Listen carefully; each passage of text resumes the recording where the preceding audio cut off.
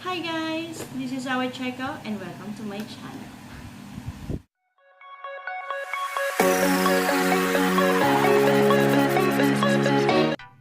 Hi guys, as I promised, ito na po yung part 2 ng pagsiset up po natin ng electric sew simple machine.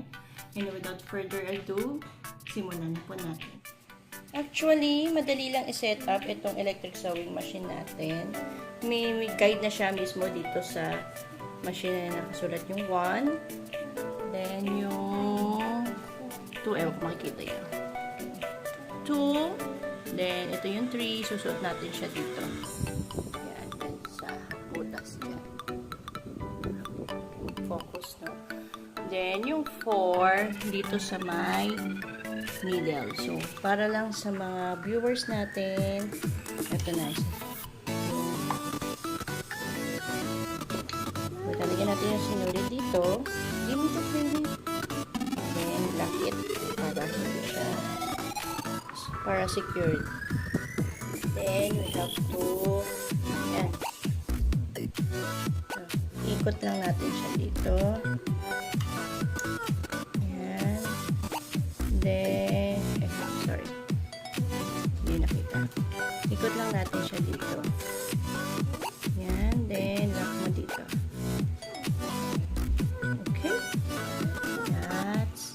Tapos, meron na siya dito. So, isusot ko siya dito. And then, atake lang natin.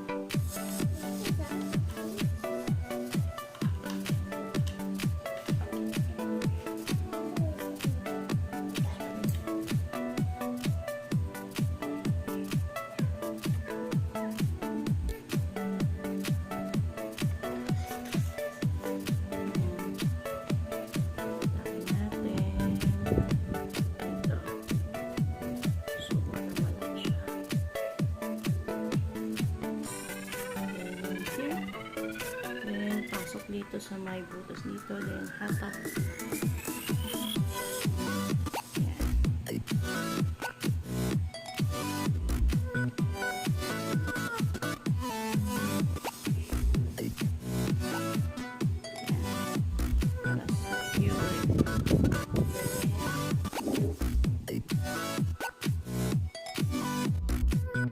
Lintas lang natin to para bumaba yung maipasok natin yung sinulit sa baba. Ayan. Ewan ko lang. Tingnan natin kung makikita nyo. So, kailangan na focus na. Malinaw na ba? Lalagay natin dito sa butas sa loob. So,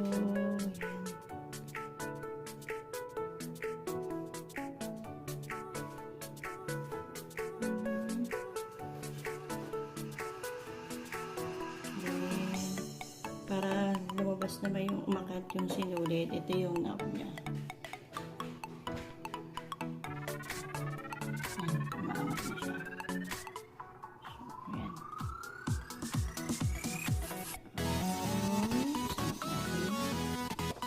Then,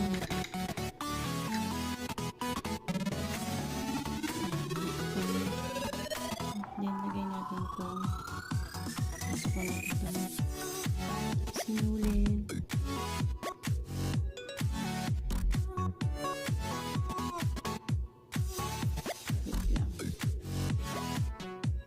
So, yan, napasok na natin. 10 years bago pa napasok, medyo lumabo yung mata niya. So, ito naman yung isang bobbin. Ilalagay natin dito.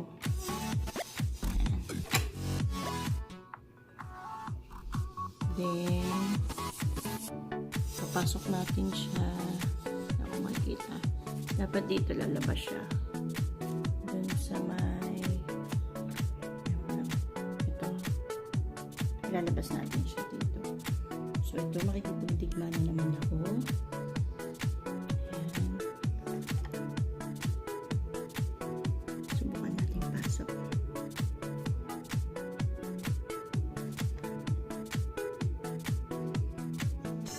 Mahirap na.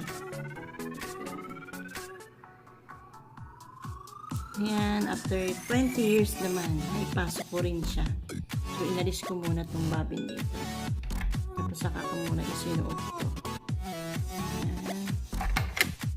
Okay na.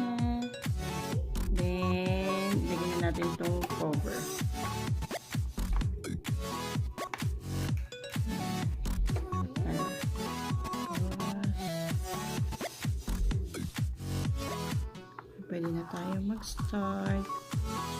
Ay, wait lang pala. Hindi pa pala natin nakaplug.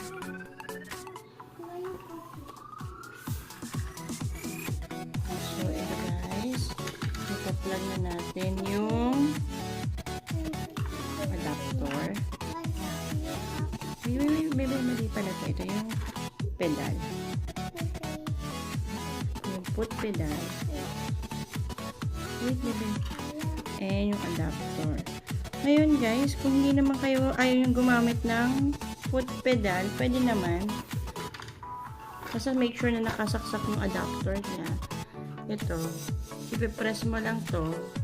Naka-off naman siya. So, press mo lang lower or high. Ayan, lower high. Pag pinress mo siya, under siya. Pero hindi pa kasi nakasaksak. Naka-off pa siya. So, ito naman yung isa niya. Tapos, ito naman for reverse. So, ngayon, ang gagawin lang natin, itong number 1 lang. Itutuloy ko lang itong project.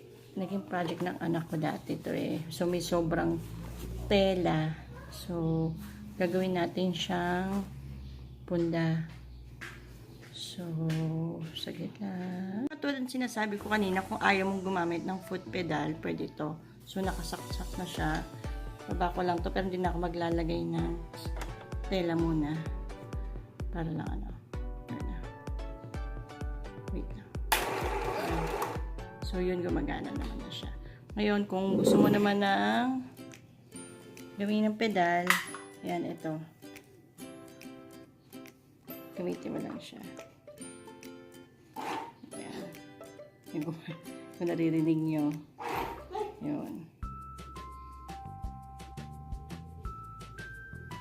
So, itatry natin itong maong kung kaya ba niya. Pero, syempre, ingat natin. Baka mamaya maano naman yung needle. So, yan. Gagamitin ko muna for the meantime yung pedal.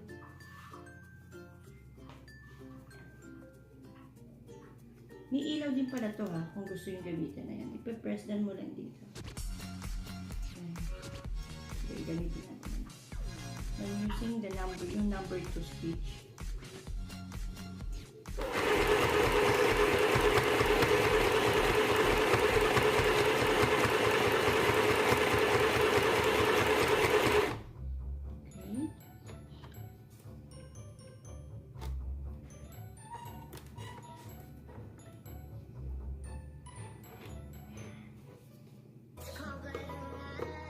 Try lang naman.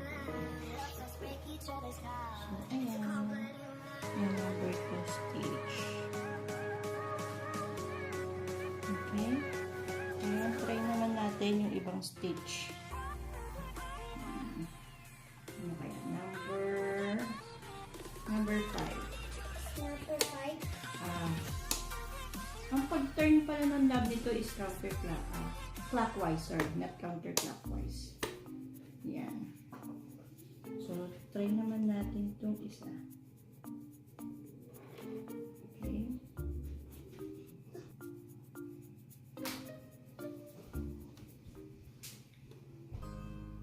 So, gagamitin naman natin ngayon yung without pedal. Stitch number 5.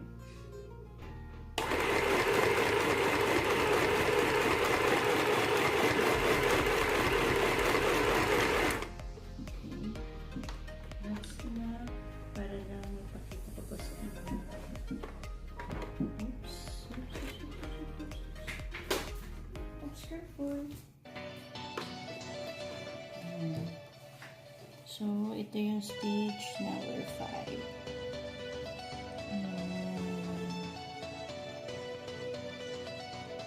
Yung tab na sinasabi ko, ito. Ayan. So, ang gagamitin ko ngayon, kanina is number 2 ngayon. Balik tayo sa number 1. So, counterclockwise siya. Yes. Clockwise lang pala, not counterclockwise. Yan, sa number 1 na tayo. So, gawin po ulit natin ngayon yung 1. Tapusin natin yung sa punda.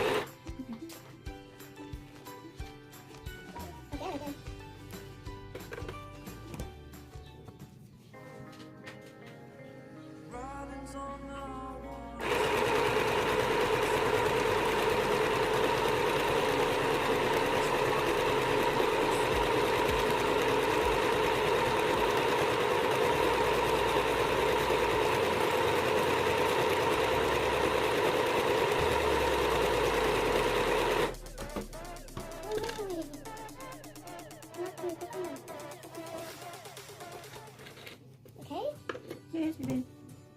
So, ito na guys, yung ating finished product, yung tropilo. Yung tinatahi ko kanina. Saka may nakita ko kaninang sando ng anak ko, hindi naman na ginagamit. So, ginawa ko na lang siyang bag. Tinahi ko na lang sa dulo. So, yan pwede nyo gawing shoulder bag or pwede na rin siyang pamalengke. Yung mga old sando or old na damit na hindi ginagamit. Siya, pwede nyo pa ulit magamit sa ibang paraan naman. Hindi na siya. Ayan.